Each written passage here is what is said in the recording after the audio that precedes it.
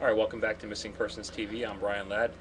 My co-host Deborah is off tonight. Today is Thursday, July 16th, 2009, 9:58 p.m. Kevin Doyle's on the phone with me tonight. We're going to be discussing three cases.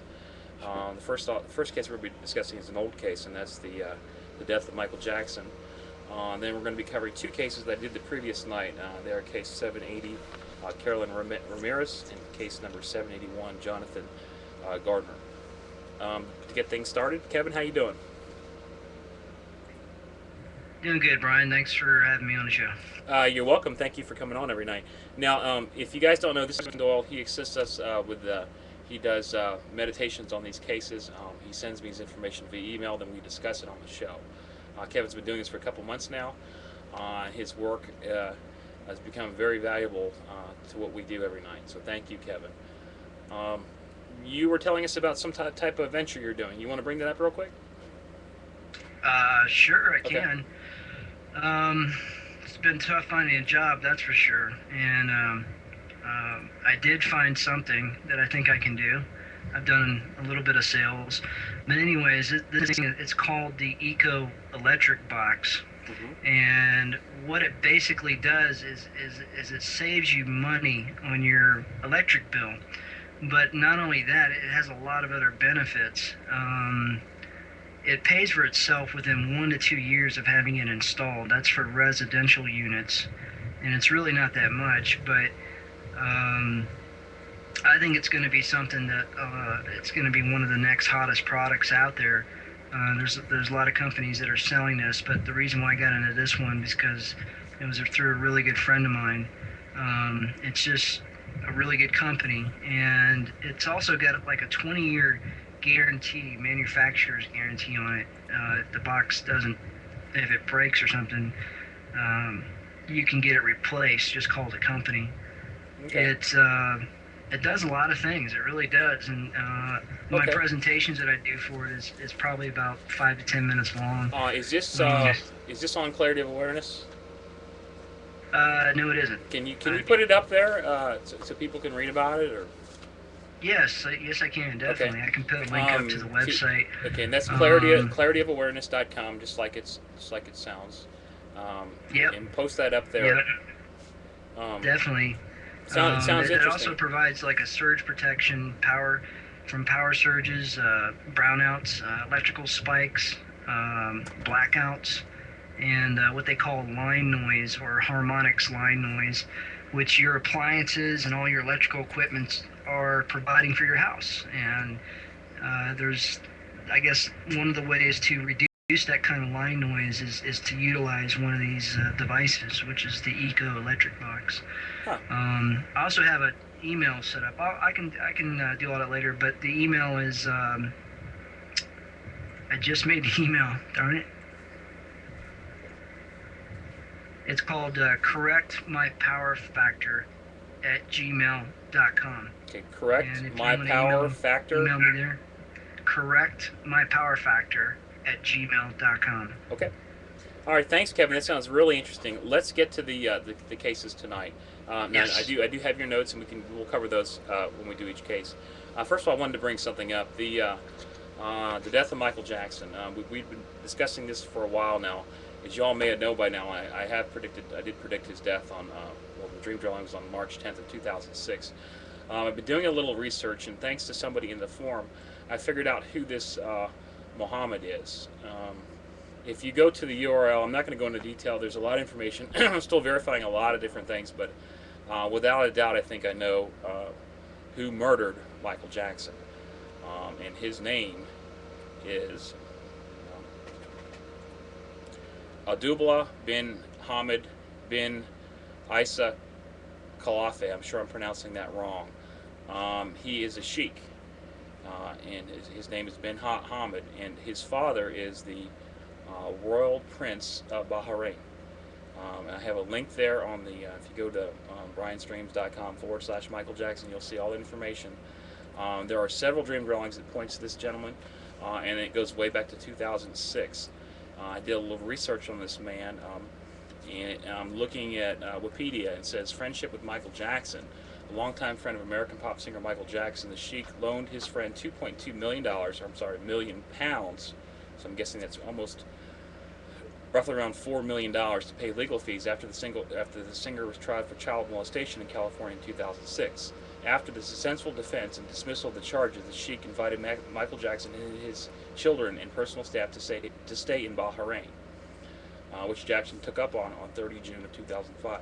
Apparently, Michael Jackson did not pay the Sheik what he was supposed to do, and I think this is definitely related to his death. I'm not sure how he did it, but everybody's saying, follow the money and stuff. If Michael Jackson was murdered, which I do believe he was, that would be the person to look at. Well, I beg to differ on that one. This guy has all the money in the world, and so if you're angry at somebody, if you didn't pay a debt or something like this, and this guy wanted to get even, that would be the person to talk to. Now, I'm sure he did not do it personally, but there's got to be something that he's done or hired somebody to do, possibly an attorney that I have in the dream drawings. I'm still going over a lot of information, but it's all pointing back to the same person. So I think that's really important. Again, the URL is up there, and I'll keep you updated on what I have. I beg you guys to go to the forums, because this is where I actually got this information, and thank you to that person that posted this on the dream drawings. They're all matching up. About 10 of them now, all seem to point to the same person. Remember, most of this stuff was back in 2006. So that's all I want to say on the Michael Jackson case. And I'll keep you updated, but please go to the forum and to that link that's on top of your screen. That's all I got for Michael Jackson. Kevin, you want to comment on anything, or we want to move on? Yeah, he's dead. Yeah, he's dead. Unfortunately, he is dead. Okay, let's get things started. Hold on, let me check my Skype here to see if Deborah's back yet. And no, she's not. My neighbor over, Brett's over here. What, you have a problem with my delay here? Okay. Okay, our first case of the night is case number 780. This is Caroline Ramirez. I do not have the case information. Deborah usually has that, so I'm just going to read to you what I have and what Kevin has. The case was opened on July 15th of 2009. Let me get the image up right here. See, when you have to do everything yourself, it's a little delay here. Okay, there's her picture. Like I said, the case was opened on the 15th. I have, I believe, 3 dream drawings. The first one says records in basement. I believe these are steps, possibly wooden steps that go down to the basement. There's about 10 steps. There's a door at the top of the steps, and I'm not sure what that is on top. It could be just the ceiling of the basement. And then it says records in basement. I believe those are actual vinyl records. There's no really drawing of that, but that's what I believe they are, like vinyl records somebody's collecting. Next one is a drawing of a man. I don't think he has a shirt on. Looks like a young man. Pretty big eyes, short hair. And the next one says multicolored hammock, yellow, blue, red, and white. And I believe those are actually the stripes in the hammock itself. That's all I have in this case. I don't believe that this person is deceased, impossible, and nothing really points to any danger. Kevin, I have your notes. Do you want to read those? Sure. The meditation that I have for this missing person is runaway and abduction. He lies to her. Arizona Flats, Lilydale, prostitution, 1628 or 6128. Armadillo. Mm-hmm. Yeah, that says Armadillo.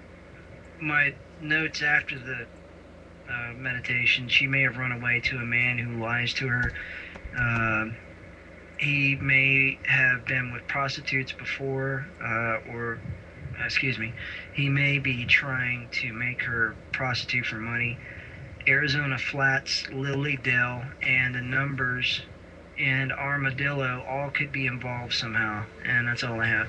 Okay, so those numbers could possibly be an address. Could it possibly be? Isn't there? You know, but there's a town in Texas called Amarillo. Yeah, Amarillo. Could it be that? Yeah, it's possible. Okay. Thanks, Kevin.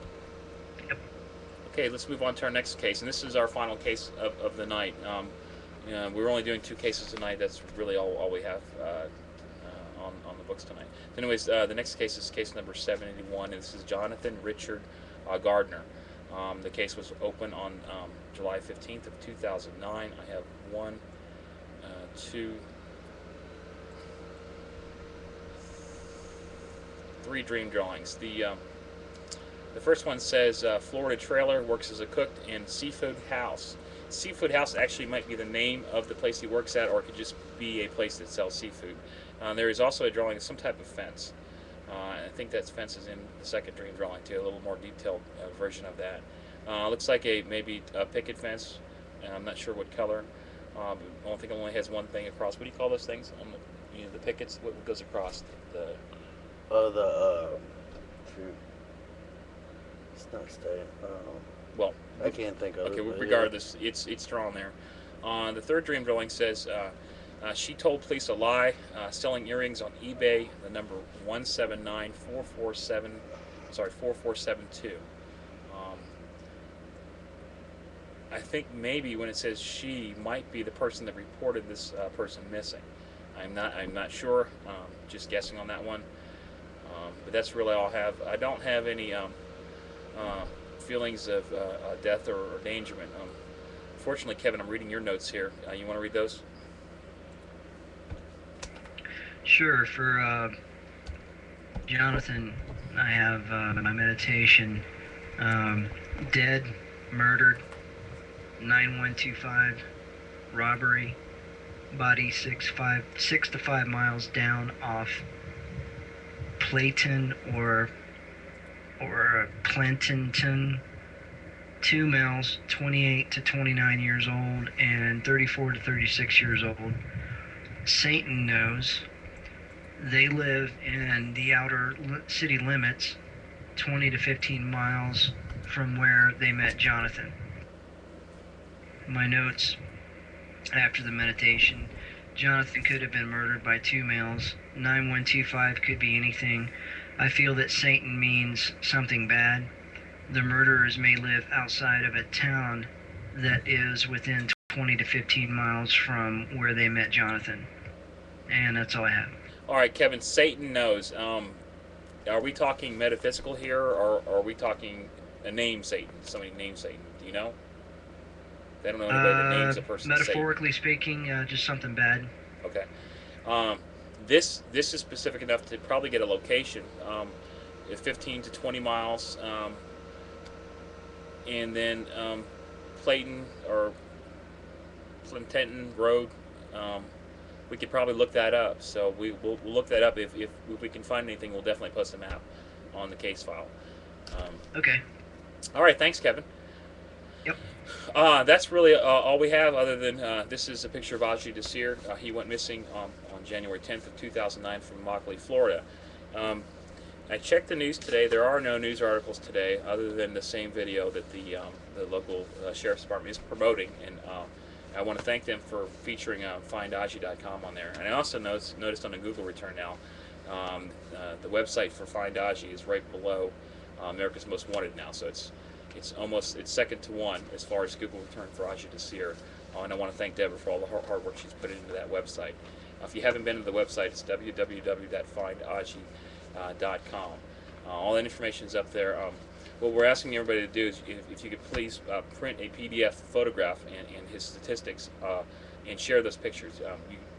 You click on it, it opens, you print. Also, Kinko's and FedEx have an agreement with several agencies that they will actually print up to X number of flyers for you absolutely free. You can take that image and put it on a little memory stick or memory card and take that to FedEx. And it should be anywhere now. And you can ask them to print pictures of Aji, color pictures, so you can go post them. I would suggest that they print those on the clear type of plastic paper that's waterproof. If they don't have that, then I guess regular paper would be fine. But if they don't do that, I would urge you to speak to the manager and ask them why not when other Kinkos and FedExes do that. Because his pictures is very, very important for people to find him. There's been massive searches in the area around Immokalee and the Farm Workers Village, and to date, nothing. No clothes, no shoes, nothing. So that, to me, is good news. That means he was hopefully, I hate to say that, but was hopefully abducted in somewhere safe. He went missing in Florida, but he could be anywhere right now. It's really important to get the picture out there and for the media to report. Local media is doing a really good job on this, but we really do need Nancy Grace, Geraldo Rivera. We need Oprah. We've been begging Oprah to do, just do a short segment for Raji, and so far it hasn't happened. Other things have taken priority, and it's really, really sad. And that bothers Deborah every day. So once again, and it bothers me and bothers everybody else. And I hate to say it's racism, but it sure does look like it. So anyways, it's www.findaji.com. And that's it. Thank you, Kevin. You're welcome, Brian. Also, the Clarity of Awareness is www.clarityofawareness.com, and I'm going to have that posted in the Global Economy Solutions and Challenges category, where the solutions and challenges are from more awareness. All right. Thank you. With that said, we will be on Sunday night at 9 o'clock Eastern Standard Time, -5 GMT on Missing Persons TV.